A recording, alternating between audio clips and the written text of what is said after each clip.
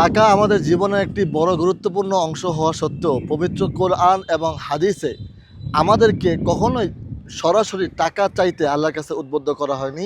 কোরআন এবং হাদিসের যে দোয়াগুলি আমাদেরকে শিক্ষা দিয়েছে নবী সাল্লাল্লাহু আলাইহি সাল্লাম, সেই দোয়াগুলি তো টাকার ব্যাপারে কোনো কথা আসেনি। কেন আসেনি? কিন্তু টাকা তো আমাদের খুবই গুরুত্বপূর্ণ।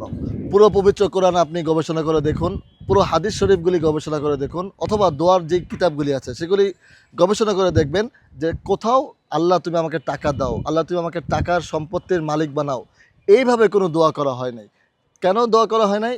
আল্লাহ তাআলা আমাদেরকে শিক্ষা দিয়েছেন টাকা এটা রিজিকের একটা অংশ, টাকা এটা একটা পরীক্ষার একটা অংশ।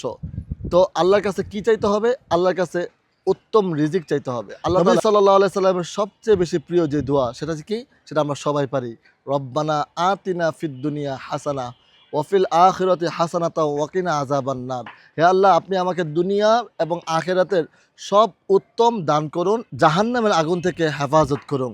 এই যে নবীজি সাল্লাল্লাহু আলাইহি সাল্লাম দুনিয়ার মধ্যে আমাদের কি উত্তম জিনিস এটা যদি আল্লাহ আমাদেরকে দিয়ে দেন, কখনো টাকা আমাদের জন্য উত্তম নয়, কখনো টাকা আমাদের জন্য জাহান্নামে যাওয়ার কারণ হয়ে যায়, কখনো টাকা আমাদের জন্য ক্ষতির কারণ হয়ে যায়, কখনো কখনো সম্পদ আমাদের জন্য ধ্বংসের কারণ হয়। সুতরাং আল্লাহর কাছে আমরা উত্তম রিজিক কামনা করব। উত্তম রিজিকের মধ্যে টাকা পয়সা চলে আসবে, উত্তম রিজিকের মধ্যে সম্মান চলে আসবে, উত্তম রিজিকের মধ্যে সুসন্তান চলে আসবে, উত্তম রিজিকের মধ্যে উত্তম আখলাক চলে আসবে।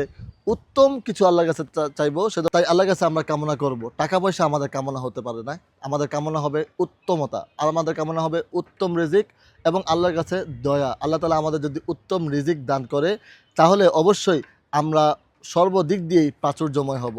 অনেক সময় দেখা যায় পকেটে অনেক টাকা কিন্তু বরকত নাই। অনেক সময় দেখা যায় পকেটে টাকা না থাকলেও আল্লাহ তাআলা তাকে সুখ শান্তিতে বরকতময় করে রেখেছে। তাই আমরা আল্লাহর কাছে বরকত চাই, আল্লাহর কাছে রিজিক চাই, উত্তম রিজিক চাই, যেন আল্লাহ তাআলা আমাদেরকে যেভাবেই রাখুক না কেন উত্তমতার সাথে রাখে।